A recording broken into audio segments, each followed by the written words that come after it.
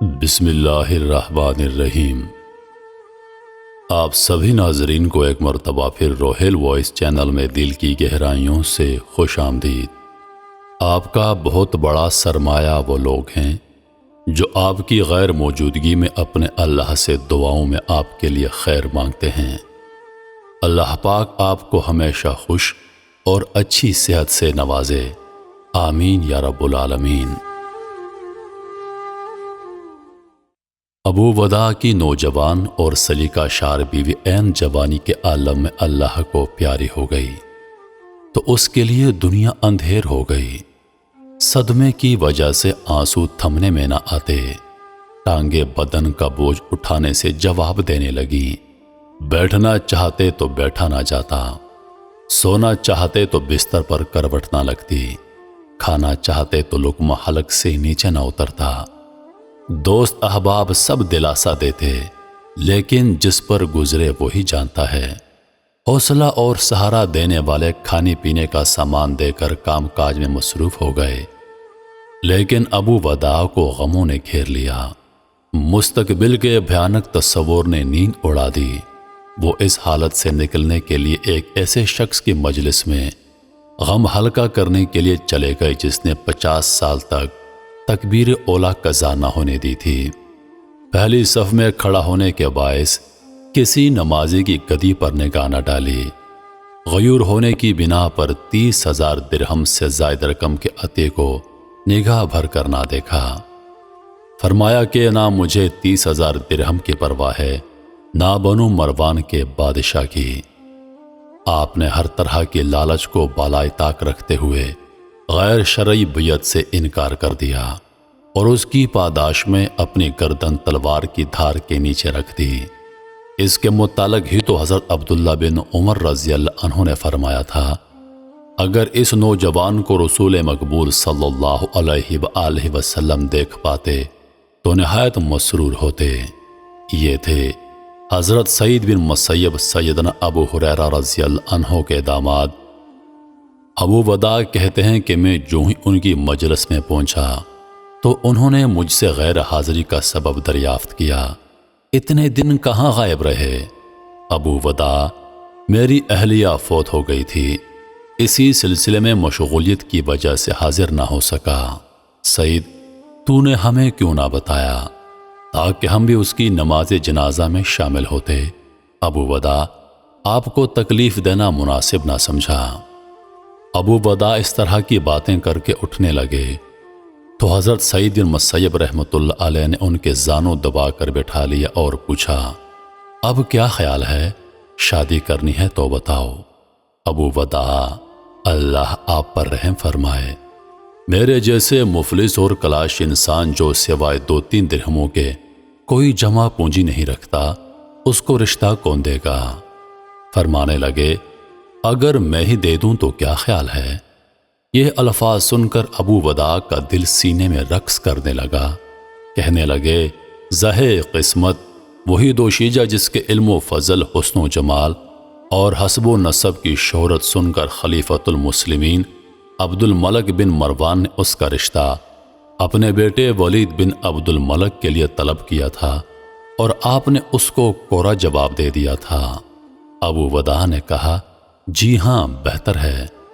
حضرت سعید بن مسیب رحمۃ اللہ علیہ نے وہی موجود حاضرین کے سامنے اللہ تبارک و تعالیٰ کی حمد و ثنا بیان کی، اس کے پیارے رسول صلی اللہ علیہ وآلہ وسلم پر سلام پڑھا اور 2 درہم حق مہر پر ابو ودا کے ساتھ اپنی بیٹی کا نکاح کر دیا۔ اس غیر متوقع اور ناگہانی مسرت کی وجہ سے ابو ودا کے پاؤں زمین پر اور سر آسمان پر جا پہنچا۔ وہ مارے خوشی کے پھولا سماتا تھا۔ وہ دنیا جو اسے اندھیر نظر آتی تھی روشن ہو گئی، بھیانک مستقبل روشن نظر آنے لگا۔ خوشی بیان کرنے کے لیے الفاظ نہیں مل رہے تھے۔ دوڑا دوڑا گھر پہنچا تاکہ قرض پکڑ کر ولیمہ وغیرہ کا اہتمام کرے، لیکن قرض پکڑے تو کس سے؟ کیونکہ لوگوں کا حال تو یہ ہے کہ مفلس اور کلاش مسلمان کو زبانی مبارکباد دینا تو توہین خیال کرتے ہیں اور اس کی دعوت قبول کرنے میں عار محسوس کرتے ہیں۔ اسے قرض دینے کے بجائے روپیہ ٹھنی خیرات دے دیتے ہیں کہ کہیں ان کا قرض ڈوب ہی نہ جائے۔ اسی سوچ بچار میں نماز مغرب کا وقت ہو گیا، روٹی اور زیتون کے ساتھ روزہ افطار کرنے بیٹھے ہی تھے کہ دروازہ کھٹکنے لگا۔ ابو وداع نے پوچھا، کون؟ جواب ملا، سعید۔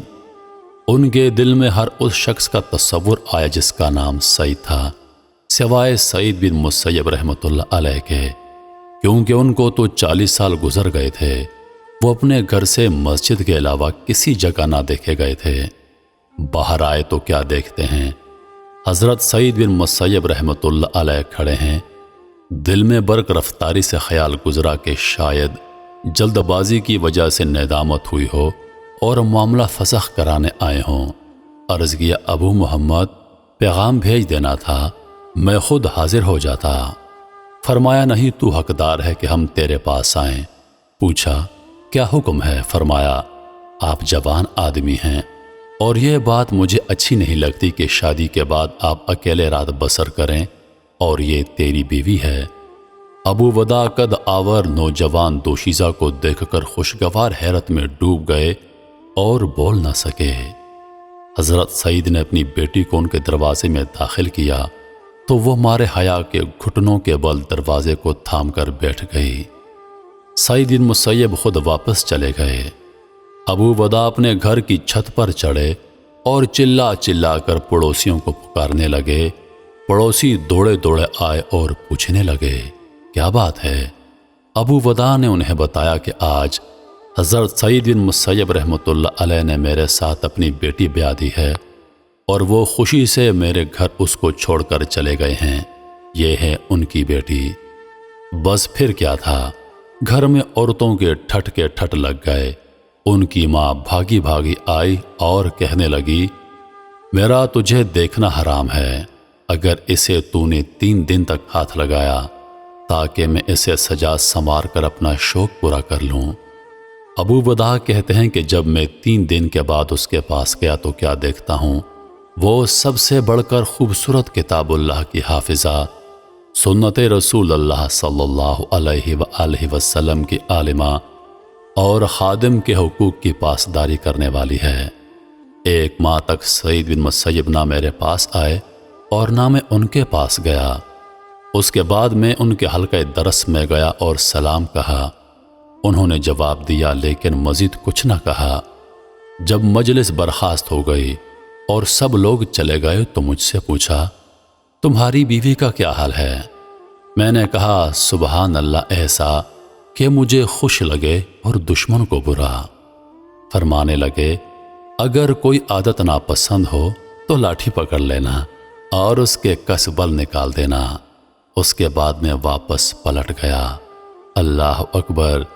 کہاں حضرت سعید بن مسیب اور کہاں موجودہ دور کے سیاسی اور مذہبی علماء دین جو عالم دین ہو کر اپنی لاڈلیوں کے لیے 17ویں گریڈ کے پینٹ شرٹ پہننے والے کلین شیف افسر تلاش کرتے پھرتے ہیں، اور بعض اوقات ان کی بیٹیاں بوڑھی ہو جاتی ہیں۔ محترم عزیز دوستو، یہ وہ المیہ ہے جس نے کئی گھر اجاڑ دیے، جس نے کئی بیٹیوں اور بہنوں کی زندگیاں اجاڑ دیں، کیونکہ سبھی لوگ کہتے ہیں کہ میں اپنی بیٹی کے لیے ایسا رشتہ تلاش کروں گا، لڑکا کمانے والا ہو، لڑکے کا خاندان بہت بڑا ہو، ٹھاٹھ میں رہتا ہو، اور اسی تلاش میں ان کی بیٹیاں بوڑھی ہو جاتی ہیں، زندگی ان کی تباہ ہو جاتی ہے۔ خدا را اپنی بیٹیوں پر رحم کیجیے۔ رسول پاک صلی اللہ علیہ وآلہ وسلم نے فرمایا، اپنی بیٹی کے لیے اگر رشتہ تلاش کرتے ہو تو اتنا کافی ہے کہ لڑکا شریف ہو، شریعت کا پابند ہو۔ عزیز دوستو، روپیہ اور پیسہ ہاتھ کی میل ہے، آج اگر پیسہ نہیں تو کل آ جائے گا۔ لہٰذا جتنی بھی ایسی بیٹیاں اور بہنیں گھروں میں بیٹھی ہیں جو اعلیٰ سے اعلیٰ رشتوں کی تلاش میں ہیں، خدا را رحم کیجیے، اپنی زندگیاں، اپنی بیٹیوں کی زندگیاں مت خراب کیجیے۔ انہی لفظوں کے ساتھ میں اجازت چاہوں گا، اس امید کے ساتھ کہ سانسوں نے وفا کی تو اگلی بار ایک اور ویڈیو لے کر آپ کی خدمت میں حاضر ہوں گا۔ تب تک کے لیے خدا حافظ۔ اللہ پاک آپ سب کا حافظ و نگہبان۔ ہنستے رہیے اور ہمیشہ مسکراتے رہیے۔